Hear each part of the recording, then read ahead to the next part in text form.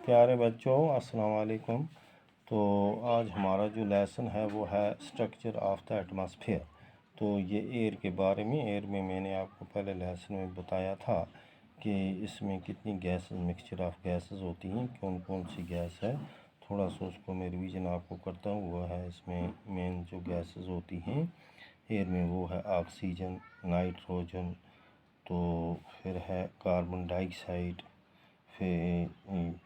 फिर है आर्गन का all other gases.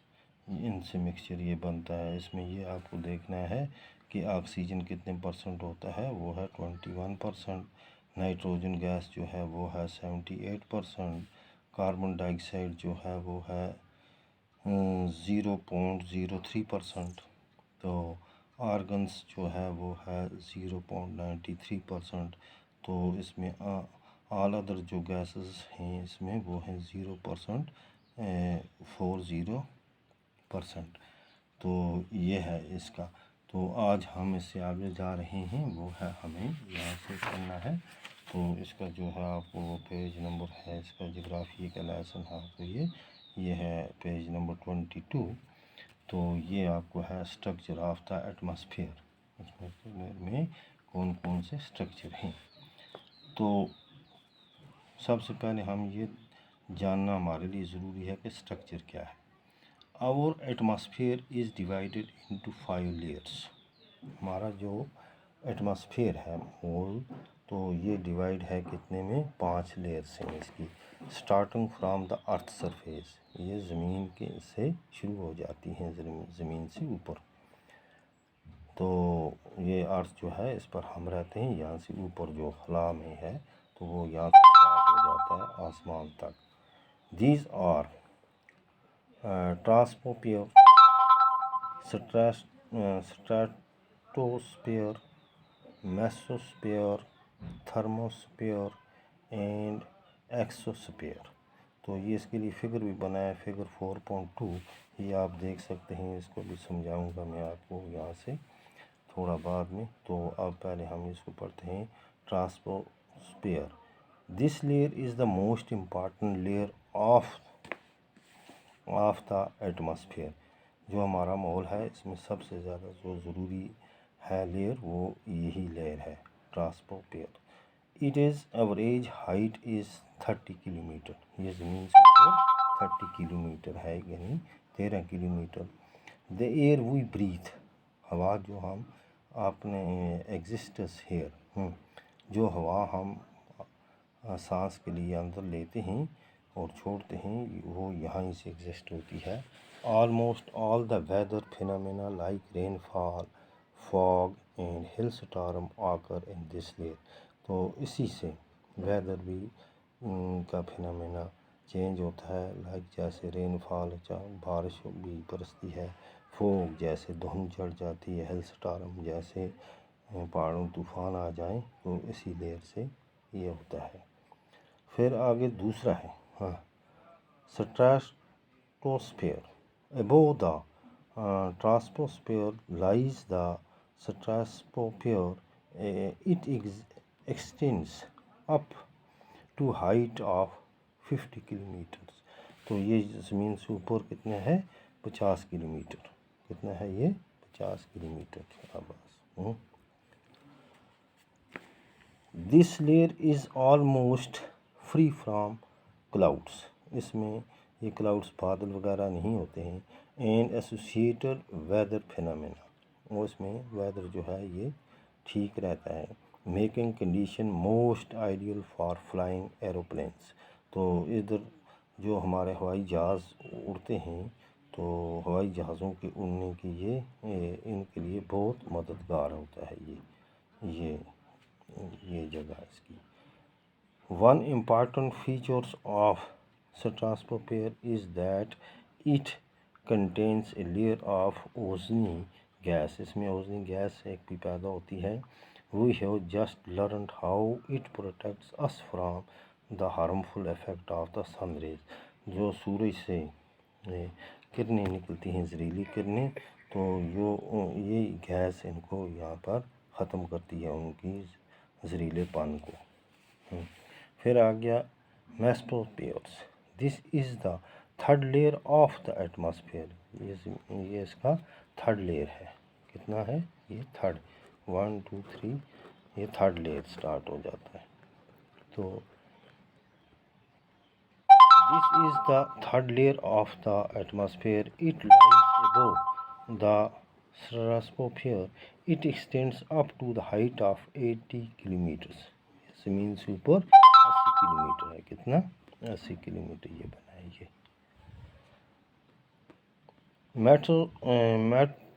मेटेओराइट्स burn up in this layer on entering from the space। Space से जो ये जाती हैं ऊपर मेटेओराइट्स, ये वहाँ पर जल जाती हैं। थर्मोस्फीयर्स is in thermosphere temperature rises very rapidly with increasing height. Lithosphere is a part of this layer. It extends between 80 to 400 kilometers. This layer helps in radio transmission. In fact, radio waves transmitted from the earth and reflected back to the earth by this layer। तो इसी layer की वजह से जो radios की waves ऊपर जाती हैं और वहाँ से रिफ्लेक्ट होकर वापस ज़मीन पर आती हैं। Exosphere this the upper most layer of the atmosphere is known as the exosphere. This layer have very thin air. Light gases like helium and hydrogen float into the space from here. तो इसके बाद आता है weather and climate. Is it going to rain today? क्या आज बारिश होने वाली है? Will it be bright and sunny today? क्या आज मौसम खुशक रहने वाला है? सूरज चमकेगा। How many times have we heard this from anxious cricket fans speculating the fate of one day match. जब वन डे मैच देखना होता है क्रिकेट फैंस जो होते हैं तो उनको बड़ी बेताबी रहती है कि आज मौसम जो है तो वो साफ़ रहना चाहिए, उसमें बारिश वगैरह नहीं आनी चाहिए जब कोई भी इंटरनेशनल मैच लगता है। If we imagine our body to be a radio and the mind speaker, अगर हम अपनी बॉडी को बनाए समझेंगे रेडियो एंड द माइंड को समझेंगे स्पीकर।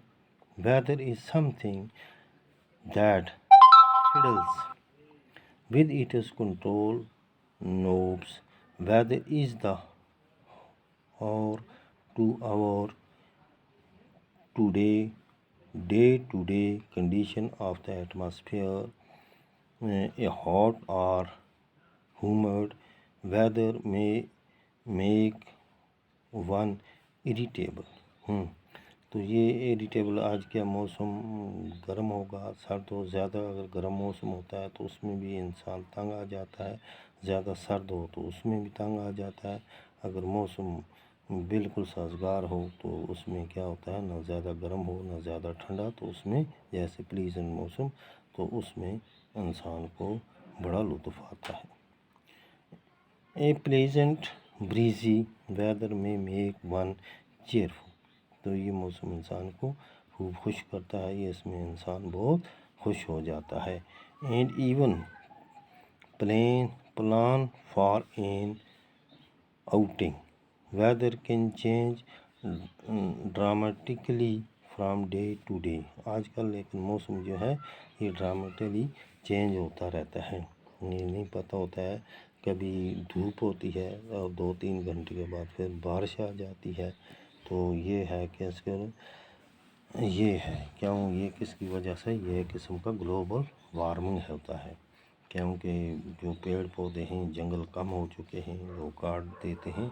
जितने पेड़ पौधे अगर ज़्यादा होंगे, जंगल ज़्यादा होंगे तो मौसम जो है वो बिल्कुल ठीक, गर्मियों के वक्त गर्म रहेगा और सर्दियों के वक्त सर्द रहेगा।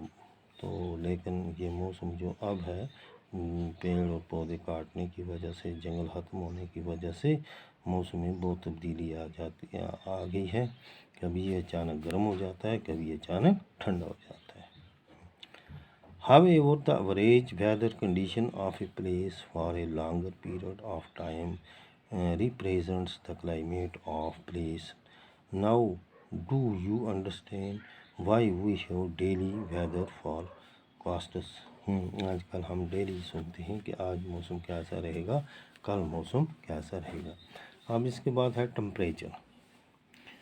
तो the temperature you feel every day is the temperature of the atmosphere. ये टेम्परेचर है, ये एटमॉस्फेयर का जो हर दिन आप देखते हैं।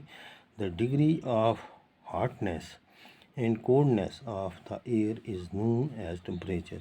तो जो डिग्रीज होती हैं एयर की, तो ये देखना है कितना ये सर्द है, कितना ये गर्म रहा, इसको टेम्परेचर कहा जाता है। तो ये है, इसके इनसे ये नापा जाता है। तो the temperature of the atmosphere changes not only between day and night but also from season to season। Season two season change होता है मौसम, लेकिन ये नहीं है कि डे टू डे चेंज हो। समर्स और हार्टर देन विंटर। समर जो है वो गर्म होता है विंटर से, क्योंकि समर जो है ये गर्मियों में आता है और विंटर जो है ये सर्दियों में। जैसे आज जून जुलाई का महीना है, ये समर में आ जाएगा, तो जनवरी फरवरी यहाँ में आ जाता है सर्दियों में, विंटर का महीना। An important factor that influences the distribution of the temperature is oscillation is the incoming solar energy intercepted by the earth. The amount of oscillation decreases from the equator towards the poles, therefore the ये है आपको, ये है thermometer से, ये क्या measures the temperature को नापने के लिए। ये है बारोमीटर मेजरिंग एटमॉस्फेयर प्रेशर देखने के लिए। Rain gives measuring the amount of rainfall, कि आज रेनफॉल कितना पड़ा। तो ये है विंड वेनी, ये shows the direction of the wind. ये ऊपर इसको काक बना है, तो ये जिस तरफ हवा का रुख होता है, जैसे नॉर्थ हो, साउथ हो, ईस्ट हो, वेस्ट हो, तो उधर ये इसका मुंह मुड़ जाता है। तो उससे पता चलता है हवा किस सिमत की तरफ जा रही है।